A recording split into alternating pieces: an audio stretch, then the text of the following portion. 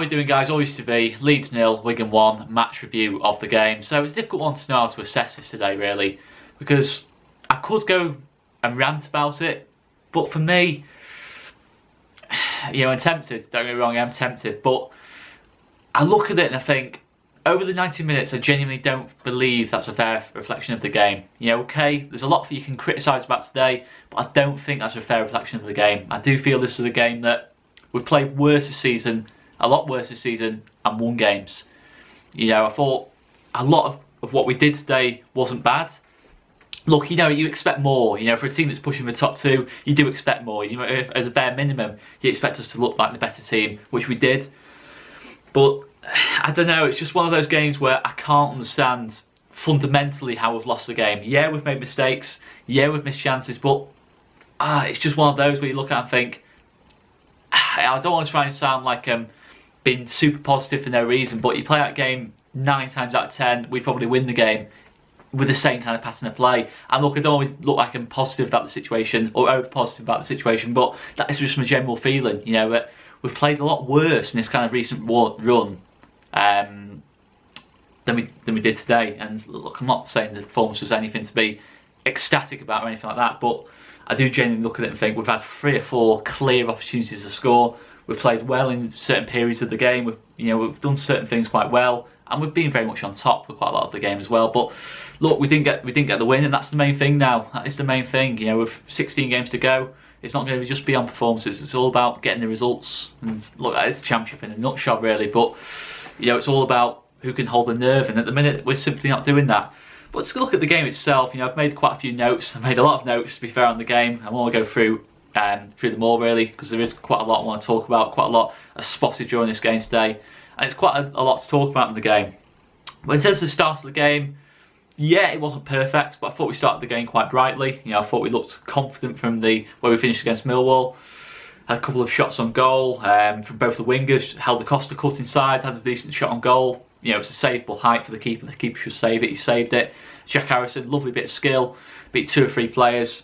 Hits the post, and you think at that moment, you think in the game, you think the pattern of play, the way we started. You know, obviously Wigan have set up in the 5-3-2, and we're kind of breaking it down pretty well. You know, to start the game off. You know, that's kind of a fear with the way we set up.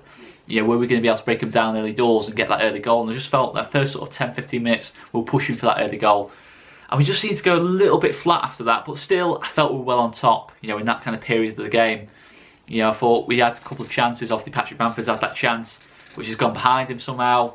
You know, it's obviously disappointing, but, you know, I didn't think we did a lot wrong in that first half. You know, I think obviously 0-0, it's disappointing to go in 0-0, but I did feel confident we're going to then win the game. But look, we didn't win the game, and that's what it's all about, isn't it, at the end of the day?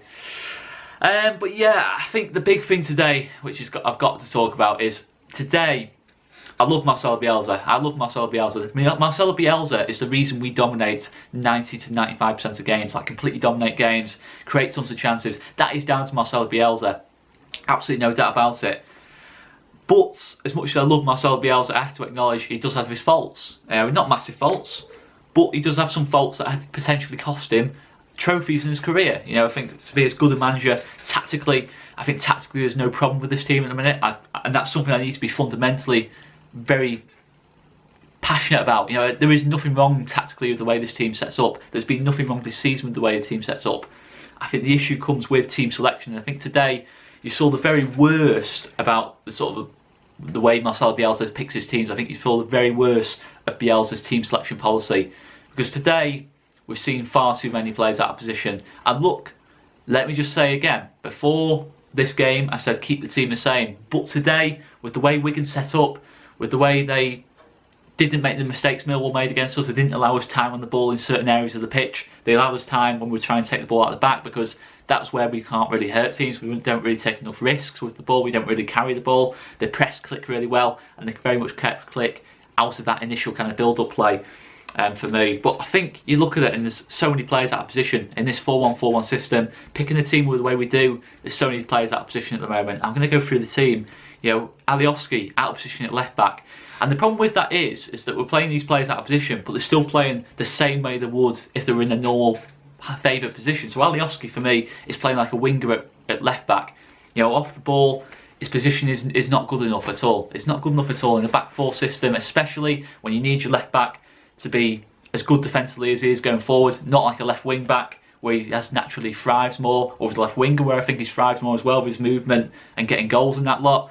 You know, off the ball, it's not great off Alioski. You know, of course, he's given away that penalty against Millwall, where for some reason he's covering the right back. I don't know why he's there. And you saw a couple of times today where he's just charging out of position, which you can do when you're playing the left wing. You can charge out of position and have that little bit more freedom, you know, position in the positional sense. But for me, Alioski today was playing as he always does at left back, like a winger at left back. And this was something throughout the team we were seeing. Players playing out of position, but still playing as if they were, you know, playing in the position they wanted to play in, if that makes sense. I don't know if that made sense, but you probably get the gist of what I'm trying to say. And we've seen this quite a lot this season. But today, it was exposed today. And that was the difference really between that and Millwall. We saw certain patterns of this against Millwall, but the flow of the game was slightly different. Obviously, another obvious one is Mateusz Klich. Mateusz Klich plays that role very differently to Calvin Phillips, very, very differently. And it's not so much he plays it worse than Calvin Phillips. I do think Calvin Phillips is obviously a much better player in that position because he's naturally a holding midfielder. Mateusz Klich isn't.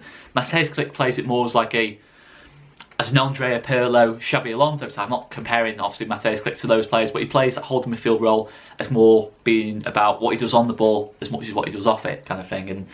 And yeah, to a certain extent, that's quite important in the system, that the player turns, sprays the ball, picks the pass. It's very positive in that kind of initial, you know, it's very much a two-touch kind of system. He takes the touch to get himself in possession of the ball and plays the pass straight away, like Calvin Phillips does, you know, nice and quick.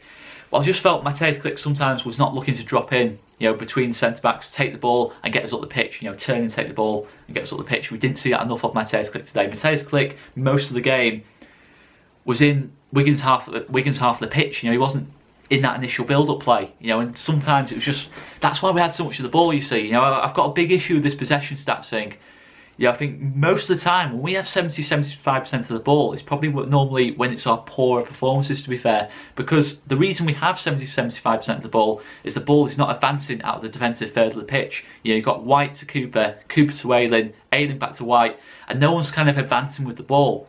You know, the reason no one's advancing with the ball is because when no one drops in, that's a big issue.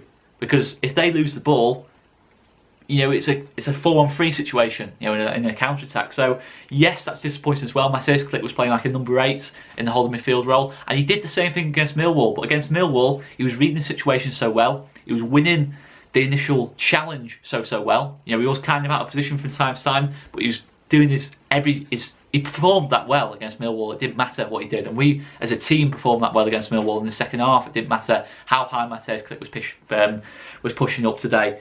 But you know, I just thought at times you saw that with a lot of players, and Mateusz Klich's another obvious one. You know, he was playing like a number 8 in a holding midfield role, and then of course you go ahead of Mateusz Klich. You got Stuart Dallas and Pablo Hernandez, neither of which are at the best playing as central midfielders or as interiors as such of Mateusz Klich, you know, in the kind of like the midfield trio as such.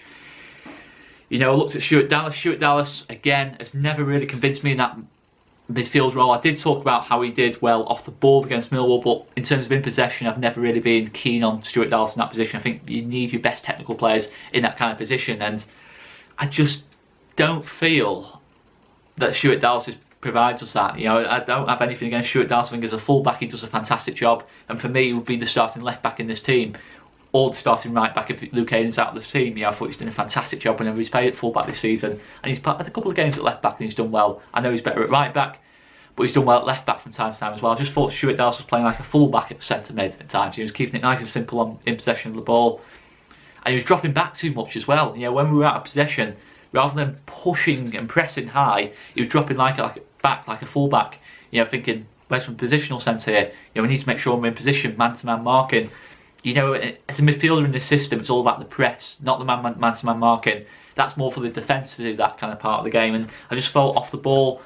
And that's the thing, that's the problem sometimes with playing so many players out of position. And I know Bielsa's selection policy, it means Stuart Dallas plays every game because he trusts Stuart Dallas, and he rightly trusts Stuart Dallas, but he has to play in the right position, he has to play in his best position, which is as a full-back for me. And you saw certain things of Stuart Dallas where he was just dropping so far wide, and it brings me on to Pablo Hernandez. Pablo Hernandez was doing the similar things. You know, Pablo Hernandez wants freedom. He wants to express himself on the football pitch. I was speaking to my dad today, we were both getting really frustrated at times because Pablo was losing the ball quite easily. But you can't tell Pablo Hernandez, our most creative player, to play it simple, because that's not what Pablo Hernandez does. It's like Matthijs Klick as well. Matthijs Klick's playing the holding midfield role, and he's trying some really, really ambitious passes. But when you're playing that holding midfield role, if you lose the ball in that position, it's really, really, the implications of that are absolutely massive compared to what it would be as a number 8 to an extent. So, when he's losing the ball in that position, it's a lot more costly than it is when he's losing the ball higher up the pitch, because losing the ball in that third, it invites the counter-attack, and when you're taking those risks, but you can't tell people like Matthijs Klick or Pablo Hernandez, our two probably best technical players, to play it safe. You can't do that because it just completely takes away from their game. But playing them in that position, it's not suitable to their style of play for me, especially from the start of the game. And I just felt it all kind of came together today against us in that kind of sense. And I think Pablo obviously was drifting out wide, and I've got no problem with Pablo doing that, but when he's a central midfielder, we need to control the game in that part of the pitch, and we did, to be fair, control a lot of the game today. But I just thought sometimes we made it easy for Wigan. They were able to just force us out wide, because Pablo wants to go out wide. I just think that is an issue when you have so many players out of position. It's not a problem if they adapt to it, but our players don't adapt to it, or we're not told to adapt to it from looking at it. I'm not saying that's absolute facts, but just from looking at it, they don't seem to adapt their style of play. And this was something that's picked up on last season when LUFC went into left back when he was playing on the left wing and Barry Douglas got injured. I'm going back about a year ago here, but at that point in time, it was picked up on Sky. I can't remember who it was. I think it might have been Danny Higginbottom who picked up on it and said Alioski plays the exact same way at left back as he does on the left wing. But when you're dominating the game in the midfield, absolutely dominating things, looking solid defensively, it's not a problem because you just, you're actually playing your same game.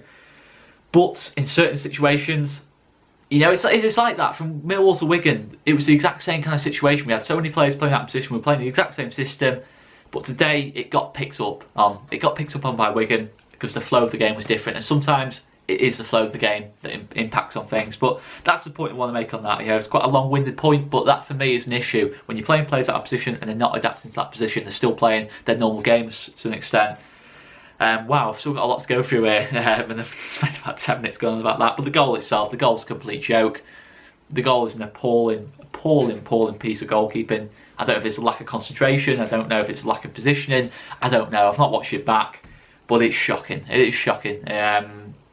And I'm afraid we've just got to be honest about that now. Kiko's making too many mistakes, and he has to come out of the team. It's as simple as that for me. I think Kiko's a good goalkeeper, but his confidence is massively affected at the minute because, I can't remember the last time Kiko's made a save. I think pretty much every single shot on target he's faced has gone in, really, and that's the reality of the situation at the minute. Sometimes we maybe need to be more ruthless about it. I talk about Bielsa's team selection, and that's my only issue with Marcelo Bielsa. My only issue I've ever had with Marcelo Bielsa at this football club is sometimes with team selection, and that's quite a rare thing for me. I've never and never will criticise Marcelo Bielsa's tactics because I love the way we play football. I absolutely adore the way we play football, and if going into the Premier League means we change our style and turn into a sitting back with 10 men and all that lot, 10 men behind the ball, etc, etc, I'm not interested. I just want to be entertained when I watch a game. And look, I want promotion, of course, but I'm just making the point. I absolutely love the way we play our football. I just have issues sometimes with team selection, and you will very, very rarely see me make any kind of comments about Bielsa's tactics because there is nothing to comment on. Bielsa's tactics, as I've said time and time again, are absolutely spot on for me in this league and are good enough to get us promoted. It's all about the individuals performing the roles and doing their jobs. But I think we saw Wigan set up in that 5-3-2 system. It felt like Sam Morsey kind of had a bit more of a free role to press Matthijs Klick and stop him getting on the ball and trying to advance in our play to an extent and really giving us that advantage in the middle of the park. And I thought Wigan as well switched quite cleverly to a one-up-top system from time to time. You had Gavin Massey as the sort of the second striker, but he was occasionally drifting out wide when they were kind of out of possession of the ball. It was quite clever how they defended without the ball for me. That was really impressive. But look, even the second half we've had chances.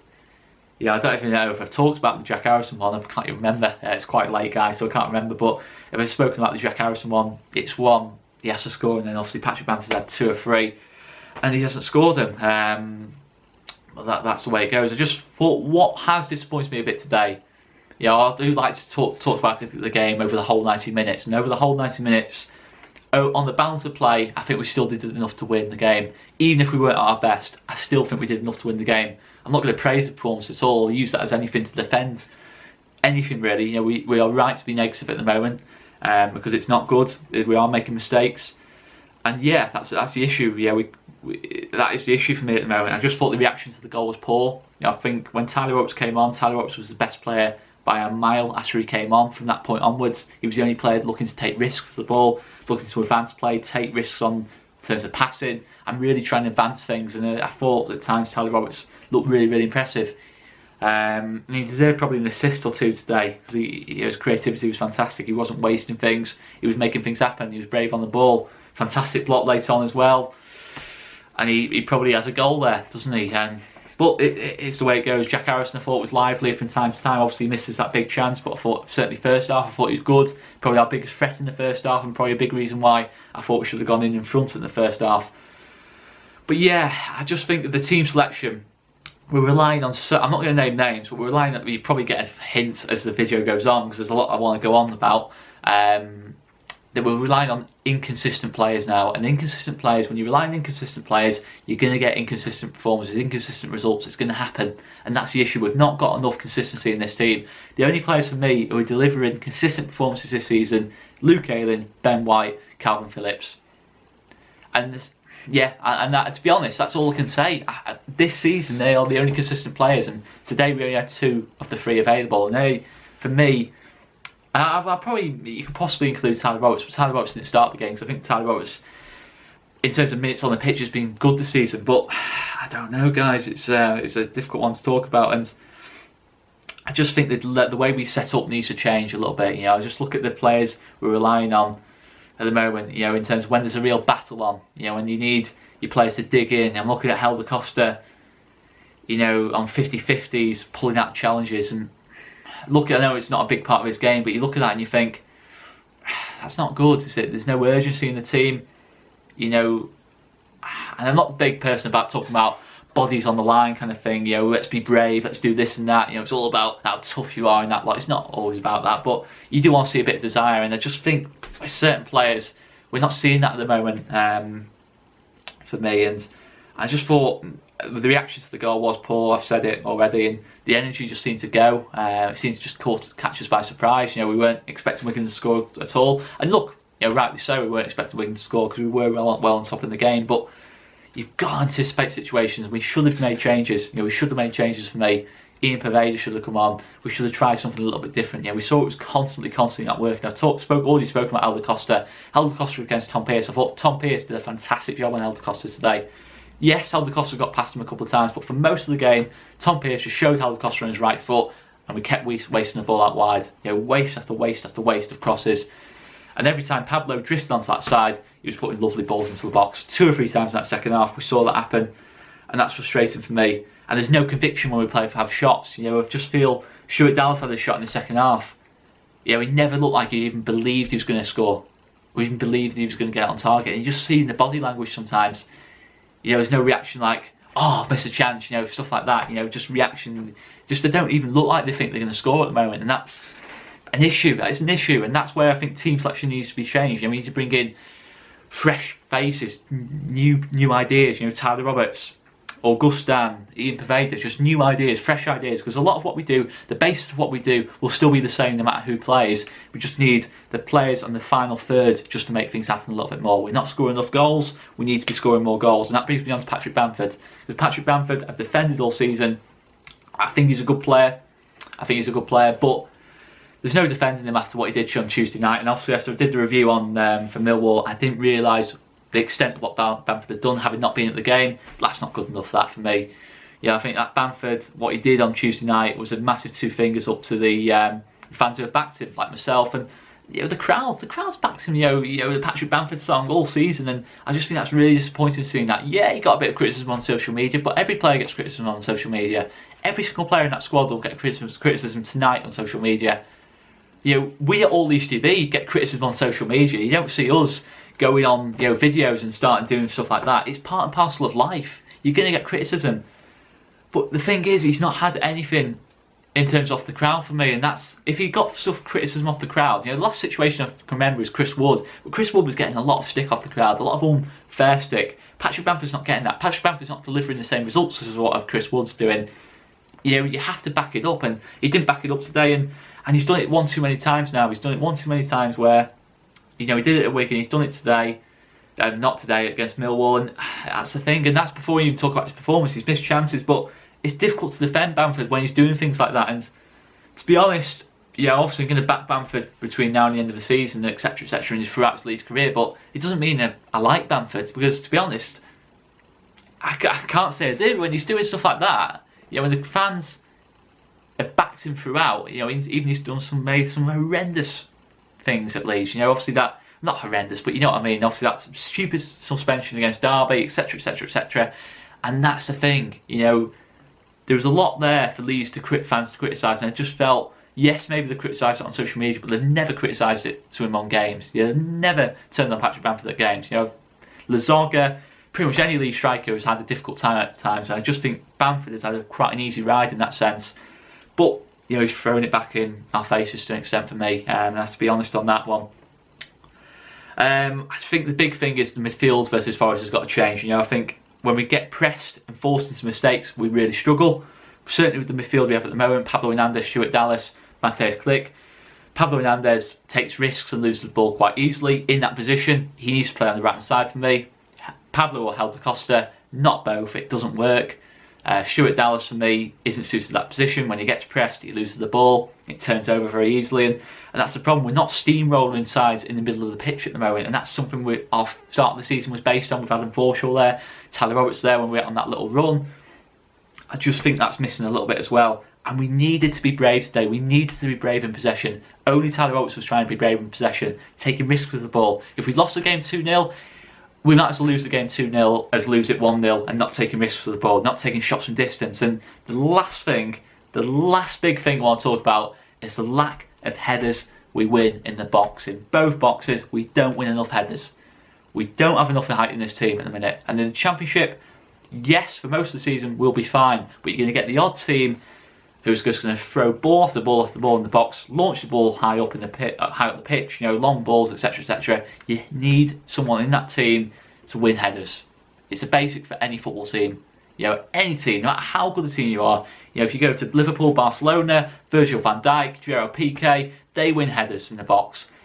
And I love Ben White. I just think Liam Cooper, again, the similar height. You know, we need more height at the back for me. And look, we can't solve that now in January, but that could come back to haunt us. That could come back to haunt us. It already has this season. Look at the amount of goals we concede on set pieces. There's no one commanding it. You know, you've not got Kiko commanding his area, and you've not got someone winning the ball. You know, winning high balls into the box. You know, with his head.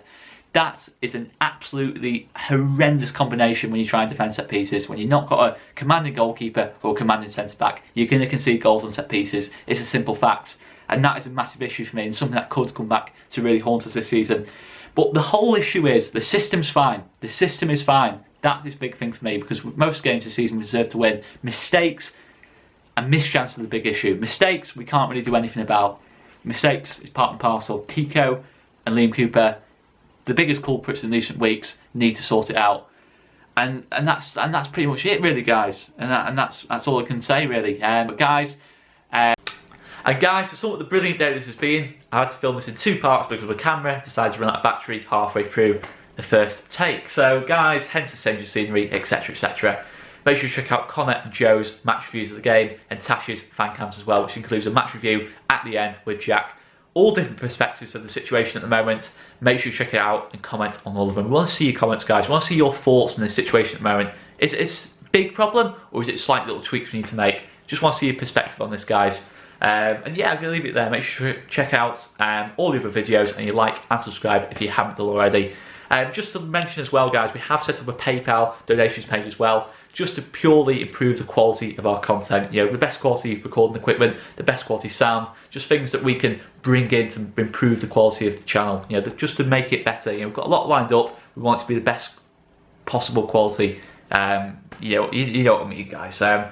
But just to say as well, the support this channel's received has just been absolutely immense. You know, today especially was a real eye-opener for me. You know, with Joe, Tash and Jack, the amount of people that came up to us today and just said, you know, what we did on the channel, etc., just you know, showing unbelievable support, and that's just absolutely massive. And you know, it is absolutely fantastic, guys, and it does mean the absolute world to us. And just today, real eye opener. I know we've lost the game, but you know, it's difficult for me to get upset, because that's just really, it's just fantastic, guys. Absolutely fantastic. You know, because all we do at the end of the day, all I do especially, is just ramble in front of the camera, and to get the support we do is just absolutely unreal, to be honest, guys. But I just hope this team delivers what we deserve: promotion. You know, the support that fans have shown the players, just deliver promotion, lads. Just come on, let's stop messing around and deliver promotion. Gonna leave it there, guys, anyway. See you later.